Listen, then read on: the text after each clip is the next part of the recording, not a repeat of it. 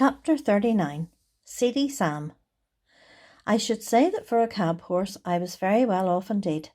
My driver was my owner, and it was to his interest to treat me well and not to overwork me, even had he not been so good a man as he was. But there was a great many horses which belonged to the large cab owners who let them out to their drivers for so much money a day. As the horses did not belong to these men, the only thing they thought of was how to get their money out of the horses, first to pay the master, and then to provide their own living, and a dreadful time some of those horses had of it.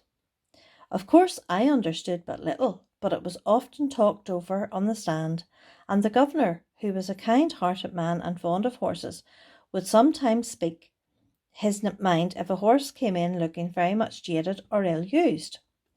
One day a shabby, miserable-looking driver, who went by the name of Seedy Sam, brought in his horse looking dreadfully beat, and the governor said, "You and your horse look more fit for the police station than for this rank."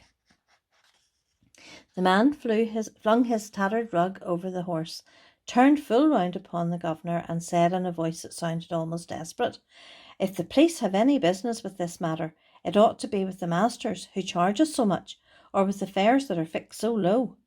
If a man has to pay 18 shillings a day for the use of a cab and 2 horses, as many of us have to do in a season, and must make that up before he earns a penny for himself, I say, 'tis more than hard work. 9 shillings a day to get out of each horse before you begin to get your own living.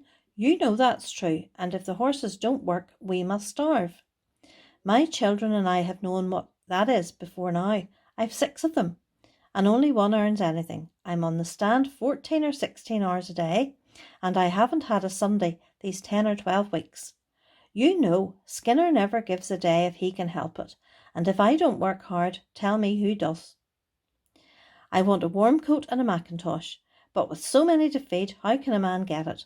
I had to pledge my clock a week ago to pay Skinner, and I shall never see it again." Some of the other drivers stood round nodding their heads and saying he was right.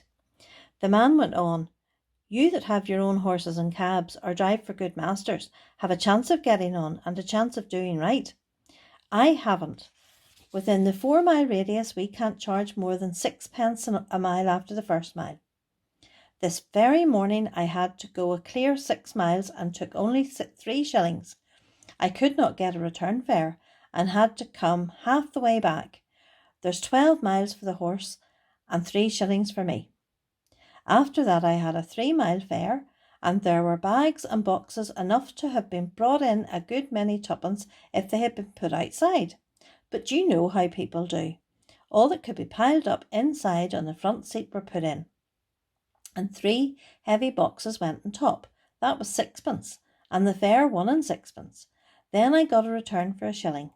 Now that makes 18 miles for the horse and 6 shillings for me. That's 3 shillings still for that horse to earn, and 9 shillings for the afternoon horse before I touch a penny. Of course, it's not always as bad as that, but you know it often is, and I say 'tis mockery to tell a man that he must not overwork his horse, for when a beast is downright tired, there's nothing but the whip will keep his legs going. You can't help yourself. You must put your wife and children before the horse. The masters must look to that. We can't.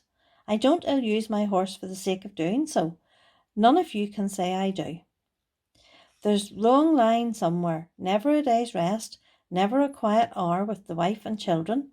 I often feel like an old man, though I'm only 45. You know how fast some of the gentry are to suspect us of cheating and overcharging.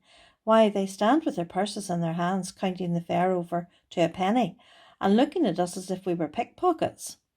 I wish some of them had got to sit on my box 16 hours a day, and had to get a living out of it, and 18 shillings besides, and to do it in all weathers.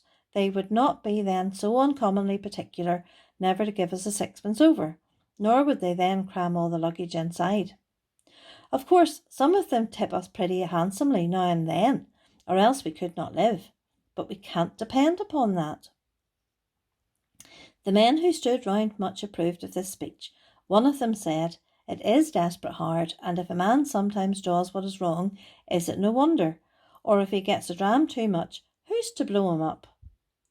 Jerry had taken no part in this conversation, but I never saw his face look so sad before. The governor had stood with both his hands in his pockets. Now he took his handkerchief out of his hat and wiped his forehead. "You've beaten me, Sam," he said, "for it's all true, and I won't cast it up against you any more about the police. It was the look in that horse's eye that came over me. It is hard lines for both man and beast, and who's to mend it I don't know. But anyway, you might tell the poor beast that you were sorry to take it out on him in that way. Sometimes a kind word is all that we can give them. Poor brutes, and 'tis wonderful what they understand." A few mornings after this talk, a new man came on the stand with Sam's cab. "Hello," said one. "What's up with Seedy Sam?" "He's ill in bed," said the man. "He was taken ill last night in the yard, and could hardly crawl home. His wife sent a boy this morning to say his father was in a high fever and could not get out, so I'm here instead." The next morning the same man came again. "How is Sam?" inquired the governor. "He's gone," said the man. "What? Gone? You don't mean to say he's dead?" "Just snuffed out," said the other. "He died at 4 o'clock this morning. All yesterday he was raving about Skinner and having no Sundays. 'I never had a Sunday's rest.' These were his last words." No one spoke for a while, and then the governor said, "I tell you what, mates, this is a warning to us all.